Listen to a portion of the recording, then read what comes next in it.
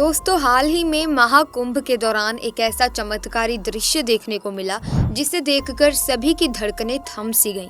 साक्षात शेषनाग का दिव्य रूप सामने आया और ये दृश्य इतना रहस्यमय और मंत्र मुग्ध करने वाला था कि देखते ही हर किसी की आत्मा कांप उठी। ये पल न केवल आध्यात्मिक रूप से महत्वपूर्ण था, बल्कि ये भी विश्वास को पुनः जगाने वाला था कि भगवान की शक्तियाँ हमें हर पल अपने आसपास महसूस होती हैं। इस अद्भुत नज़ारे ने हर किसी के दिल में गहरी छाप छोड़ी और इसे एक दिव्य आशीर्वाद के रूप में देखा जा रहा है। दोस्तों, ये दृश्य इतना रहस्यमय था कि वहां मौजूद हर व्यक्ति की आत्मा कांप उठी। शेषनाग का ये अप्रत्याशित दर्शन न केवल लोगों के दिलों को छू गया, बल्कि इसे महादेव के आशीर्वाद का प्रतीक भी माना जा रहा है। कुछ लोगों का मानना था कि ये एक दिव्य संकेत था, जिससे महाकुंभ के आयोजन का महत्व और भी बढ़ गया। शेषनाग के दर्शन ने न केवल श्रद्धालुओं को चौंका दिया, बल्कि ये इस पवित्र आयोजन के साथ जुड़ी आध्यात्मिक ऊर्जा को भी प्रदर्शित करता है। श्रद्धा और विश्वास से भरी इस घटना ने महाकुंभ मेला 2025 को एक ऐतिहासिक और चमत्कारी अनुभव बना दिया, जो हमेशा के लिए लोगों के दिलों में रह जाएगा। ऐसे में क्या हुआ जब प्रयागराज महाकुंभ के आरंभ होते ही साक्षात शेषनाग का दिव्य रूप सामने आया। ये नज़ारा उन सभी के लिए चमत्कारी था जिन्होंने इसे देखा और उनकी आत्मा तक कांप उठी। आखिर क्या है इस घटना के पीछे का रहस्य? क्यों नाग देवता के दर्शन से ही प्रयागराज का शुभारंभ शुभ माना जाता है? इस वीडियो में हम इस रहस्य से पर्दा उठाने वाले हैं, जो न केवल सनातन धर्म के प्रति आपकी श्रद्धा को और गहरा करेगा, बल्कि आपको अपने हिंदू होने पर गर्व भी महसूस होगा। लेकिन इससे पहले महादेव के सच्चे भक्तों से अनुरोध है कि वीडियो को लाइक करें और कमेंट बॉक्स में हर हर महादेव पूरी श्रद्धा से जरूर लिखें। साथ ही आप हमें बताएं कि क्या आप इस साल प्रयागराज महाकुंभ मेले में शामिल होने वाले हैं या फिर नहीं। दोस्तों, देश विदेश से करोड़ों लोग प्रयागराज महाकुंभ में शामिल होने के लिए आ रहे हैं। भारत में जन्मे हर इंसान की जिंदगी में एक बार महाकुंभ में शामिल होने की इच्छा जरूर होती है, और इस बार जो महाकुंभ लगने वाला है वो खास है, क्योंकि ये 144 साल बाद आने वाले पूर्ण महाकुंभ है। ये महाकुंभ विशेष ग्रह नक्षत्रों के दौरान होता है, और इस दौरान संगम में गंगा स्नान करने और डुबकी लगाने से व्यक्ति अपने सभी पापों से मुक्त हो जाता है। साथ ही उसकी मुक्ति का मार्ग भी तय हो जाता है और देवी देवताओं से विशेष आशीर्वाद प्राप्त होता है। आज जिस रहस्यमय चमत्कार की मैं बात करने वाली हूँ, उस घटना की शुरुआत होती है राजस्थान के जयपुर में रहने वाले आंचल और विवेक नाम के दो पति पत्नी से। वैसे तो विवेक एक IT कंपनी में सॉफ्टवेयर इंजीनियर का काम करते हैं, लेकिन जब उन्हें पता चला कि महाकुंभ की तैयारियां जोरों शोरों पर हैं और 13 जनवरी से महाकुंभ आयोजन शुरू हो चुका है, तो वे कुंभ मेले में जाने के लिए बहुत उत्साहित थे, क्योंकि 12 साल पहले भी वे अपने पिताजी के साथ प्रयागराज के महाकुंभ मेले में शामिल हुए थे। वहां उन्हें बड़ा ही आनंद और सुकून का अनुभव हुआ था। इसीलिए अब वो अपने परिवार के साथ एक बार फिर 2025 के महाकुंभ मेले में जाने वाले थे। लेकिन उन्हें इस बात का अंदाजा नहीं था कि इस कुंभ मेले में उनके साथ एक बहुत बड़ी चमत्कारी घटना होने वाली है। उत्तर प्रदेश के प्रयागराज में विवेक जी की बहन का घर था, इसीलिए वो जयपुर से महाकुंभ के 20 दिन पहले ही प्रयागराज के लिए अपने परिवार के साथ रवाना हो गए। उस समय पूरे प्रयागराज में महाकुंभ की तैयारियां जोरों शोरों पर थी। गंगा नदी की साफ सफाई का कार्य रोजाना किया जा रहा था। शहर के अलग अलग स्थानों पर भव्य द्वार बनाए जा रहे थे। साथ ही साथ कई ऐसी विशेष टेक्निक का इस्तेमाल करके महाकुंभ को बहुत ही भव्य बनाने की तैयारी थी। विवेक जी अपनी पत्नी आंचल और 10 साल की बच्ची प्रीति के साथ अपनी बहन के घर प्रयागराज आए थे। वे तकरीबन 15 दिन प्रयागराज रुकने वाले थे और पूरे महाकुंभ मेले को अच्छी तरह से एक्सप्लोर करना चाहते थे।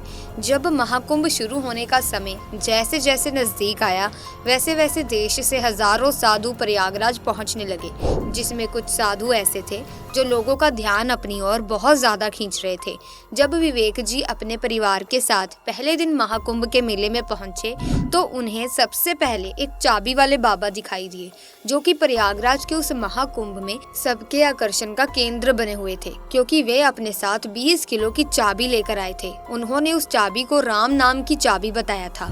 बाबा का कहना था कि 16 साल की उम्र में ही उन्होंने अपने घर का त्याग कर दिया था, क्योंकि वे समाज में फैली बुराइयों को और नफरत को खत्म करना चाहते थे, जिसके लिए चाबी वाले बाबा ने बहुत सारी पद यात्राएं की, बहुत सारी कठिनाइयां झेली।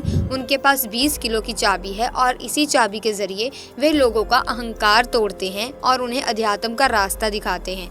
जब विवेक जी अपने परिवार के साथ महाकुंभ मेले में और आगे बढ़े तो उन्हें गंगापुरी महाराज दिखाई दिए, जो लोगों के आकर्षण का केंद्र बने हुए थे। कोई उनके पास आकर फोटो खिंचवा रहा था तो कोई उनके साथ सेल्फी लेना चाहता था, जिसके पीछे सबसे बड़ा कारण ये था कि उनकी हाइट महज 3 फीट थी, यानी जितनी लंबाई 5 से 6 साल के बच्चे की होती है, बाबा सिर्फ उतने ही बड़े हैं। लेकिन उनकी उम्र 57 साल की है। कम हाइट होने की वजह से लोग उन्हें छोटू बाबा के नाम से बुला रहे थे। और गंगापुरी महाराज से जुड़ी एक और बात खास निकलकर सामने आई कि उन्होंने पिछले 32 सालों से स्नान नहीं किया था, जिसके पीछे उनका एक संकल्प था। प्रयागराज महाकुंभ में थोड़ा और आगे बढ़ने पर उन्हें एक साधु महाराज दिखाई दिए, जिन्होंने अपने शरीर पर करीब 2 लाख रुद्राक्ष धारण कर रखे थे, जिनका कुल वजन 45 किलो से भी अधिक था। लेकिन गीतानंद गिरिज नाम के इन साधु महाराज को इसी वजह से रुद्राक्ष वाले बाबा के नाम से जाना जाता है, जो कि हाल फिलहाल में प्रयागराज के महाकुंभ में स्थित है। उन्होंने ये संकल्प लिया कि 12 साल तक रोजाना वो 1,25,000 रुद्राक्ष धारण करेंगे और यही उनके संकल्प का हिस्सा है। आगे बढ़ते बढ़ते और कई साधु महाराज विवेक जी को दिखाई दिए। कोई कांटे पर लेटा हुआ था तो कोई भस्म रमाए हुआ था, किसी ने सोने के बहुत सारे आभूषण पहन रखे थे, तो कोई ऐसे भी साधु महाराज थे जिन्होंने पिछले 10 सालों से अपने एक हाथ को नीचे नहीं किया था। उनके हाथों में नाखून सड़ चुके थे। वास्तव में इन सभी साधुओं की तपस्या और त्याग को देखकर विवेक जी को बहुत हैरानी हुई, क्योंकि हम सभी साधारण मानव अपनी जिंदगी को सुबह उठकर शाम को खत्म कर देते हैं। हमारी दैनिक दिनचर्या रोजाना एक समान होती है, लेकिन इनके जीवन में कितना त्याग है, कितनी तपस्या है, कितना परिश्रम है। इनका उद्देश्य केवल भगवान की भक्ति और भगवान को पाना है। महाकुंभ का ये त्योहार साधु संतों के बिना अधूरा कहा जाता है। इसीलिए देश विदेश से हजारों साधु महाकुंभ मेले में पहुंच रहे थे। लेकिन उसी बीच एक ऐसी खबर सबके सामने आई जिसने विवेक जी के साथ सभी लोगों के होश उड़ा दिए। महाकुंभ के विशेष पंडितों का कहना था कि 13 जनवरी की पौष पूर्णिमा से भले ही महाकुंभ का आयोजन होने वाला है, लेकिन ऐसी मान्यता है जिस दिन रात्रि 2 बजे गंगा नदी के अंदर शेषनाग स्वयं आके दर्शन देते हैं, उस दिन से प्रयागराज का ये महाकुंभ आरंभ हो जाएगा। और ये दर्शन केवल उसी इंसान को होते हैं जिसका हृदय स्वच्छ निर्मल पावन होता है, जिसके हृदय में कोई खोट नहीं होती। शेषनाग भगवान केवल उसे ही दर्शन देते हैं। आज से 12 साल पहले हमारे पूर्वजों को शेषनाग ने दर्शन दिए थे। विवेक जी ने जब इस रहस्य के बारे में जाना तो वे भगवान शेषनाग के दर्शन करने के लिए आतुर हो गए। उन्होंने अपनी बहन से आग्रह किया कि मैं अब तुम्हारे घर नहीं रुक सकता। मेरा उद्देश्य महाकुंभ मेले में शांति और सुकून की प्राप्ति है। मैं अगले 15 दिन इसी कुंभ मेले में कैंप के अंदर बिताना चाहता हूँ। जिसके बाद विवेक जी, उनकी पत्नी और उनकी 10 साल की बच्ची प्रीति महाकुंभ में ही कैंप लेकर रहने लगे। वे 15 दिन महाकुंभ में रुकने वाले थे, शाही स्नान देखने वाले थे, संत गुरुओं का आशीर्वाद प्राप्त करने वाले थे और उनका उद्देश्य था सांसारिक जगत से दूर एक सुकून की प्राप्ति करना। लेकिन जब से उन्होंने शेषनाग के उस चमत्कार के बारे में सुना था तो विवेक जी के मन में शेषनाग को देखने की बहुत इच्छा जागृत हो गई थी। अब रात्रि के समय जब वो अपने परिवार के साथ महाकुंभ के कैंप में सो रहे थे तो रात्रि 2 बजे वे चुपचाप अपने कैंप में उठ गए और गंगा नदी के घाट पर आकर बैठ गए। उन्हें विश्वास था कि उनका दिल साफ है, उन्होंने कभी कोई पाप नहीं किया। भगवान शेषनाग उन्हें दर्शन देंगे और इसी के साथ महाकुंभ आरंभ हो जाएगा। लेकिन उस दिन 2-3 घंटे इंतजार करने के बाद भी उन्हें गंगा नदी के अंदर शेषनाग के दर्शन नहीं हुए। तकरीबन 4 से 5 दिनों तक उन्होंने ये क्रम जारी रखा। वो रोजाना रात्रि 2 बजे गंगा घाट पर जाकर बैठ जाया करते थे ताकि उन्हें शेषनाग भगवान दर्शन देते। लेकिन एक दिन भी उन्हें नाग देवता के दर्शन करने का सौभाग्य प्राप्त नहीं हुआ। अब वे समझ चुके थे कि शायद शेषनाग भगवान उन्हें दर्शन देना ही नहीं चाहते। महाकुंभ के इस मेले में विवेक जी के 10 दिन बीत चुके थे और बीते 10 दिनों में उन्होंने कई साधु महाराज का आशीर्वाद प्राप्त किया, कई सारे बेहतरीन नज़ारे देखे, वे कई अघोरियों से मिले, गंगा स्नान किया। लेकिन अब मात्र 5 दिन बचे थे। वे 5 दिन बाद पुनः जयपुर जाने वाले थे और मन में एक अधूरी अभिलाषा थी कि भगवान शेषनाग उन्हें दर्शन देंगे। लेकिन अब उनकी ये इच्छा टूटती हुई नजर आ रही थी। लेकिन एक रात्रि को कुछ ऐसा हुआ जिसे देखकर सभी लोगों के और विवेक जी के पसीने छूट गए। दरअसल उनकी पत्नी आंचल को रात्रि में कभी कभी नींद में चलने की आदत थी। एक रात को जब वो महाकुंभ में अपने कैंप के अंदर सोए हुए थे, तभी उन्होंने महसूस किया कि आंचल तो अपने कैंप में है ही नहीं, वो कहीं चली गई है। तब वे बहुत ज्यादा घबरा गए और आसपास के कैंप में उसे ढूंढने लगे, लेकिन आंचल का कोई पता नहीं चल पाया। उसके पास कोई मोबाइल भी नहीं था। इधर उधर ढूंढते ढूंढते विवेक जी पागलों की तरह आंचल को इधर उधर ढूंढने लगे। उनकी 10 साल की बच्ची प्रीति भी उस समय कैंप में अकेली थी। उन्हें उसकी भी फिक्र थी, क्योंकि साधु के भेष में कई चोर बच्चा चोरी के इरादे से भी कुंभ मेले में घूम रहे होते हैं। अब 1 से 2 किलोमीटर के इलाके में छान लेने के बावजूद भी उन्हें आंचल जी का कोई पता नहीं चल पाया।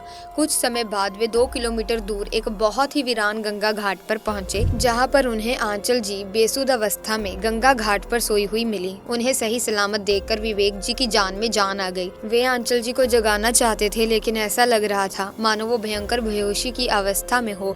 अब उन्हें जगाने के लिए पानी की जरूरत थी। जब वे गंगा के उस घाट पर हाथ डालकर अपनी हथेली में पानी भर रहे थे, तभी सामने उन्होंने एक ऐसा नजारा महसूस किया जिसे शब्दों में बयान नहीं किया जा सकता। विवेक जी का कहना था कि महाकुंभ के उस वीरान गंगा घाट पर रात्रि के 2 बजे का समय हो रहा था। जिस दृश्य को महसूस करने के लिए मैं पिछले 10 दिनों से लगा हुआ था, मुझे इस बात का अंदाजा नहीं था कि वो दृश्य मुझे आंचल जी के इस नींद में चलने की बीमारी के कारण संभव हो पाएगा। विवेक जी ने सामने देखा कि एक बहुत ही चमकीली आकृति जो शेषनाग के समान प्रतीत हो रही थी, उन्हें गंगा नदी में दिखाई दी।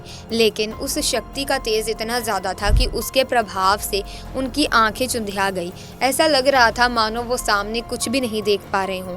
बस सामने गंगा नदी में उन्हें शेषनाग के समान एक आकृति दिखाई दी, परंतु उनमें इतना ज्यादा तेज था कि उन्हें सामान्य मानवीय आंखों से नहीं देखा जा सकता था। वो साक्षात भगवान थे और उस दिन महाकुंभ का प्रारंभ करने आए थे। ऐसा कहते हैं कि महाकुंभ के दौरान स्वयं देवी देवता इस महाकुंभ में विराजते हैं।